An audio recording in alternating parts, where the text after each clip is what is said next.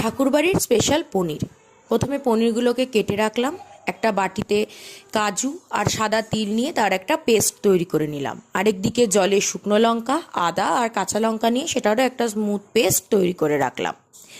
এরপর তেল গরম করে সাদা তেলে পনিরগুলোকে ভেজে নিলাম। পনিরগুলো তুলে রেখে সাদা তেলের মধ্যে গরম মশলা ফোড়ন দিয়ে তার মধ্যে দিয়ে দিলাম টমেটোগুলো একটু ভাজা হয়ে গেলে বাটা মশলাগুলো দিয়ে দিলাম।